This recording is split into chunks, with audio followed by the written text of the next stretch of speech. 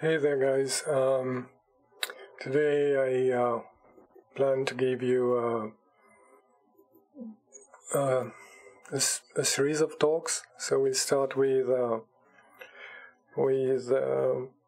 first one, which is about why I think VR is currently facing some challenges, and this is a fairly big topic, so I'm going to focus on small aspects of it, one at a time, so that we can actually be more thoughtful about the process of understanding, the trajectory that we've been on for quite a while. Because clearly, we know that, there have been multiple hype cycles, and we are probably in a current hype cycle that is probably at its lowest point. So it does help if we try and maybe check out why, I think that we are probably at one of the, not too fun points of the VR hype cycle. All right. So if you've been reading the media and if you're interested in the VR scene, you might find, that a lot of times you'll see articles, written technical articles, in various mainstream media, suggesting that VR is actually on its way out. And if you look at the amount of money overall that's being spent for VR projects or AR projects, it's kind of not going up. I mean, some would even argue that it's actually going down. For AR, it's actually picking up, but certainly for VR, the situation is much more challenging. And another signal that you can look at, if you check out the Google trends for the term virtual reality, you can notice, a certain peaks at, you might recognize those timelines, and but the fact is that those peaks are actually going down, and so there's a downward trend.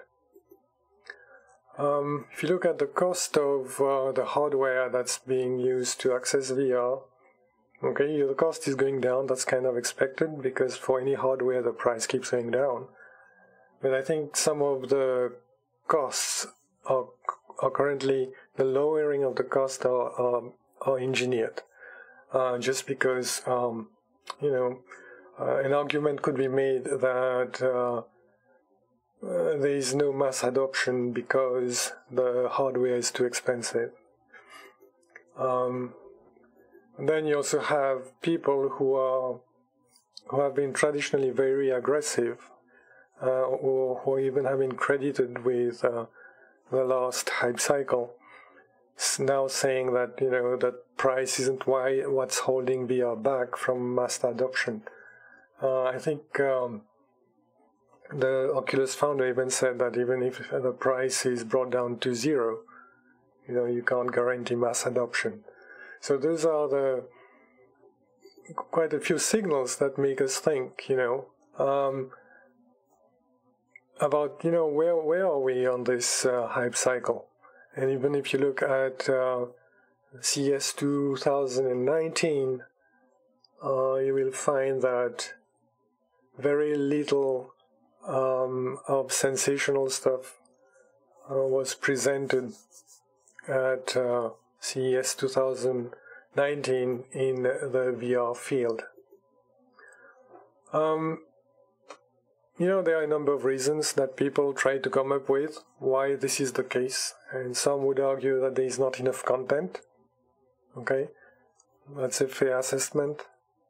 If we have content, it's very like a silo. It's practically what I mean is in very very narrow domains, and there's another camp where they still say that there are not enough headsets or hardware, but that's a different case to make, because you can have $5 headsets, from your dollar shop, and so it's not really a main problem. The other thing that I noticed personally is that if you visit some malls, you might still find that there are VR booths that's being set up, especially during New Year and Christmas time. And just pay attention. I mean, if you pay attention, you might find that there are not many people lining up to try these things. Well, you can argue that maybe, people actually already have headsets at home, so they don't really need, to access these devices. Yeah, we're here. Okay. But there are still, some really optimistic voices in this area, and not too long ago, Philip Rosedale did mention that the global education market is around $5.5 trillion. I mean, that's a huge amount. 55 times the size of the gaming market. And there are, still people making projections about how, the market size is increasing. More importantly, it seems that we still don't quite know what VR is for.